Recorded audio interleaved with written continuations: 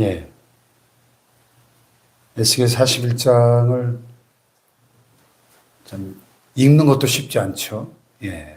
뭐, 몇 척이다, 길이가 얼마다, 벽의 두께가 얼마다, 예. 방이 몇 층이다, 문이 어떻다는 이야기가 계속 나옵니다. 그럼 읽다가 그런 생각이 들죠. 야, 하나님이 왜 이렇게까지 자세하게 성전 수치를 말씀하시고 기록하게 하셨을까? 그런데 오늘 말씀을 이해하려면 에스겔이 지금 이 환상을 어디서 보고 있는지를 이해해야 됩니다. 에스겔과 이스라엘 백성들은 지금 고향 예루살렘을 떠나서 머나먼 바벨론의 포로로 끌려가 있습니다. 예루살렘 무너졌고 성전도 무너졌습니다. 근데 백성들에게 이스라엘 백성들에게 있어서 성전이 무너졌다? 성전이 불타 없어졌다? 이건 단순히 건물 하나가 없어진 사건이 아니에요. 아, 하나님이 우리를 버리셨구나. 우리 이제 다시는 하나님을 만날 수 없구나. 하나님의 임재가 우리에게 다시 돌아올 수 있을까? 이런 회의와 질문들이 그들의 가슴 속에 있었습니다. 그런 절망 가운데 살아가는 이스라엘 백성들에게 하나님께서 에스겔을 통해서 새 성전의 환상을 보여주시는 거예요. 따라서 오늘 본문의 핵심은 건축 설계도가 아니고 내가 다시 너희와 함께 하리라. 너희 가운데 다시 거할 것이다. 너희와의 관계를 회복하겠다 하는 것입니다. 이것이 새 성전 환상 속에 담겨져 있는 하나님의 마음이다 하는 거죠.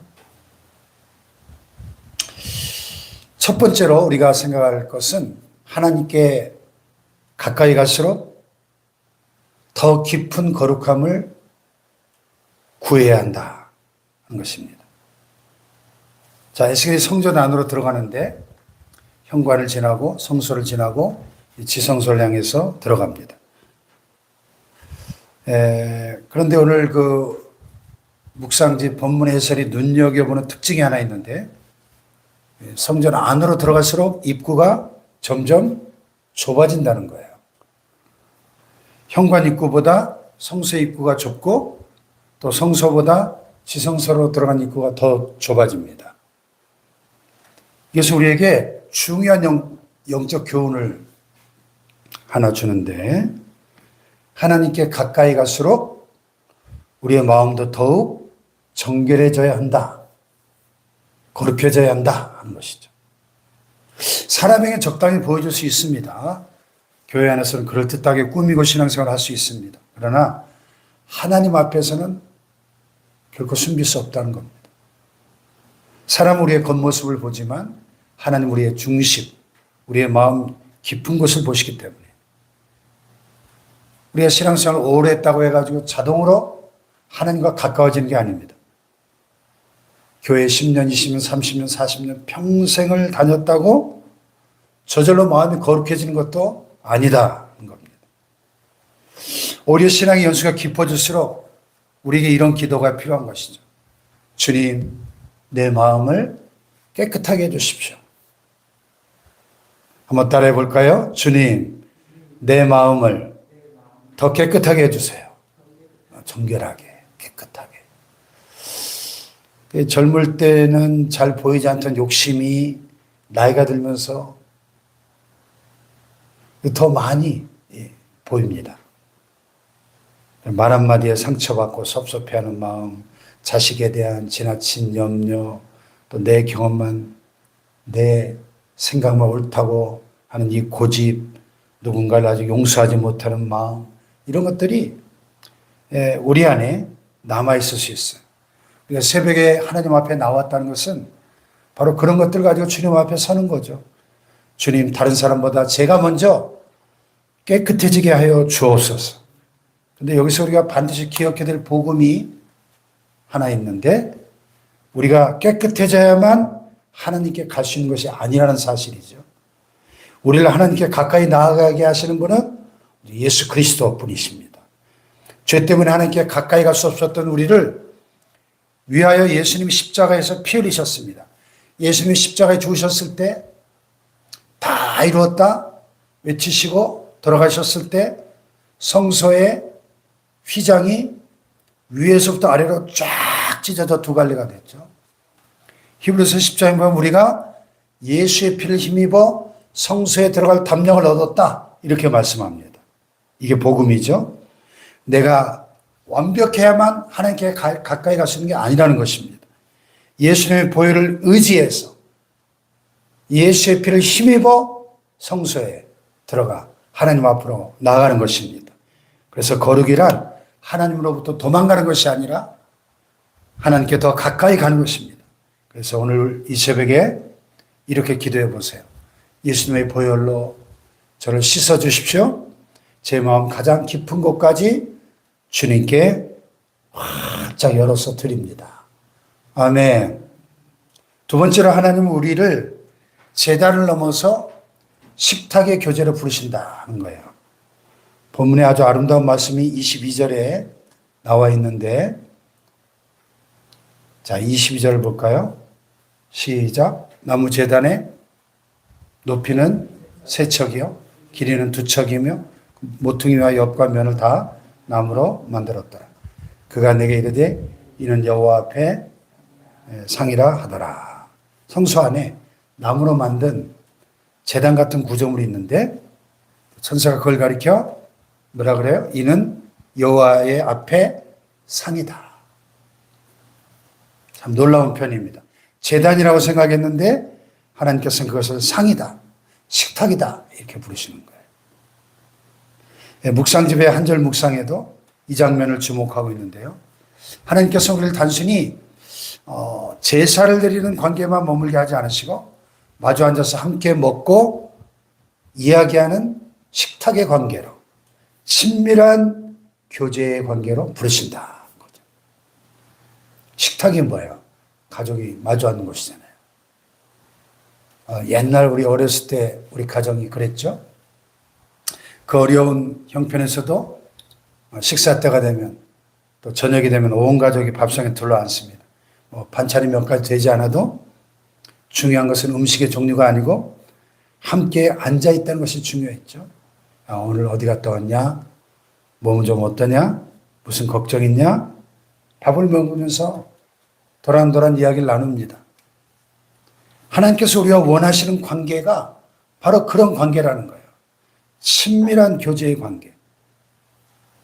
근데 우리는 하나님을 너무 자주 필요할 때만 찾아가는 분으로 생각하죠. 문제만 생기면 찾아가는 분. 몸이 아프면 하나님을 찾습니다. 자식에게 문제가 생기면 찾습니다. 사업이 어려워지면 하나님을 찾습니다. 또 기도 제목이 생기면 찾습니다. 근데 하나님께서는 문제만 해결해 주시는 분이 아니죠. 하나님 자신이 우리에게 가장 큰 복이 되십니다. 할렐루야. 그래서 하나님 우리에게 말씀하시는 거죠. 내게 와라. 나와 함께 있자.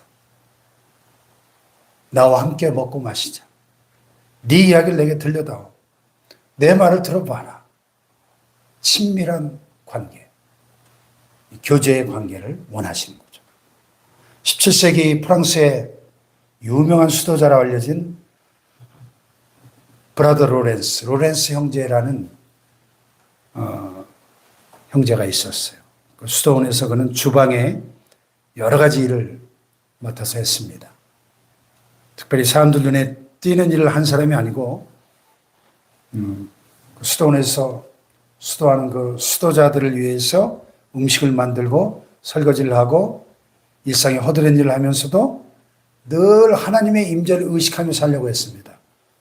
그래서 그의 경험이 훗날 하나님의 임재 연습이라는 기독교 고전 베스트셀러가 됐는데 그가 보여준 중요한 신앙의 태도는 이겁니다. 하나님을 만나는 것은 예배당만이 아니라는 거죠. 주방에서도 하나님을 만날 수 있고 설거지를 하면서도 하나님께 이야기할 수 있고 평범한 일상 속에서도 하나님과 매 순간 통행할 수 있다는 거예요. 그래서 그가 가는 모든 곳에서 하나님의 놀라운 임재가 나타나서 그가 가는 곳에서 사람들이 하나님의 임재를 경험하는 겁니다. 그 영적인 영향력 때문에 나중에는 그가 수도원 주방에서 일했던 그가 수도원 원장님이 되고 위대한 영적 지도자로 영향력을 끼치는 그런 하나님의 사람이 되었다는 거죠. 여러분, 이 새벽에, 새벽 기도는 우리가 하나님께 업무 보고를 하는 시간이 아닙니다.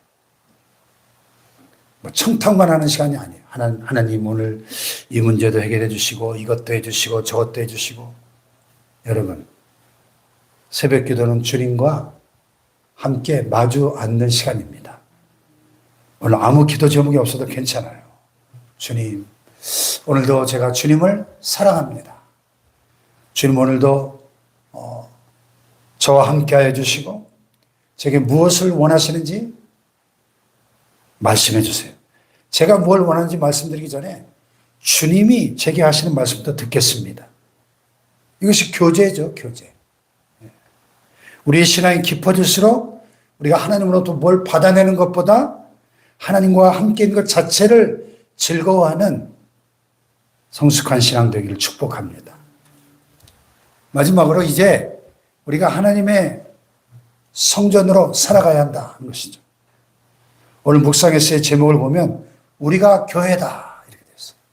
참 귀한 말씀이죠. 따라해 봅시다. 우리가 교회다. 우리가 교회다. 예, 우리는 흔히 교회 간다 그러죠.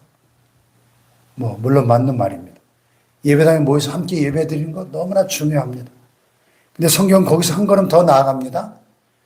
신약 성경은 우리 성도들 향해서 너희가 하나님의 성전인 것과 하나님의 성령이 너희 안에 거하시는 것을 알지 못하느냐 그랬죠. 구약 시대에는 사람들이 하나님을 만나려면 성전으로 제물을 들고 찾아갔어요. 근데 예수님께서 오시고 성령께서 우리 가운데 임하신 이후에는 하나님의 백성, 우리 자신이 바로 성령이 거하시는 성전이 된 줄로 믿습니다. 그렇다면 교회 문을 나서는 순간 신앙생활이 끝나는 것이 아니라 오히려 그때부터 시작이 된다는 거죠. 그래서 병원에 가도 하나님의 성전이 가는 것이고 마트에 가도 하나님의 성전이 가는 것이고 또 경로당에 가도 직장을 가도 또 이웃을 만나도 하나님의 성전이 가는 거예요. 내가 하나님의 성전이니까. 성령이 내 안에 거하시니까. 그래서 우리를 만나는 모든 사람들이 우리에게서 예수님의 향기를 느낄 수 있어야 될 줄로 믿습니다. 네. 그래서 우리 인생 후반부에 하나님 우리에게 맡겨주신 중요한 사명이 있는데 바로 우리 다음 세대에게 믿음을 물려주는 거죠. 제사만 남기는 것이 아니고 우리 엄마는 끝까지 기도하셨다. 우리 아버지는 힘들 때도 하나님만을 붙드셨다. 우리 할머니는 늘 우리를 축복해 주셨다. 우리 할아버지는 주님을 정말 사랑하신 분이셨다. 이런 신앙의 기억들을 유산으로 남겨야 될 줄로 믿습니다. 그것이 우리가 살아있는 성전으로 살아가는 모습이 될 것입니다. 여러분, 오늘 에스겔이 바라본 이 성전은 무너진 백성에게 주신 소망의 환상이었습니다. 다시 만나자. 내가 다시 너희 가운데 거하겠다 하는 하나님의 약속이죠. 그 약속이 예수 그리스도를 통해서 우리에게 더욱 놀랍게 이루어졌습니다. 휘장이 찢어지고 길이 열리고 그 예수님의 피로 우리는 하나님 앞으로 나아갈 수 있게 되었습니다. 그리고 하나님 우리를 식탁으로 초대하시는 거죠. 자, 내 앞에 앉아라. 나와 함께 먹고 마시자. 나와 함께 대화하고 교제하자. 이 새벽 그 초대 응답하기를 원합니다. 그래서 기도의 자리가 의무가 아니라 주님과의 사랑의 교제, 식탁의 교제가 이루어지는. 그래서 주님이 우리에게 말씀하시고 우리가 주님께 아뢰고 그래서 하나님과의 친밀한 관계를 통해서 우리 자신이 하나님의 성소가 되고 그 세상을 향해서 나아갈 때마다 내가 곧 하나님의 성전임을 기억하고 오늘 하루 우리의 가정이 성소가 되고 우리의 식탁이 성소가 되고 우리의 사무실이 일터가 성소가 되는 은혜가 임하기를 축복합니다. 기도하십시다.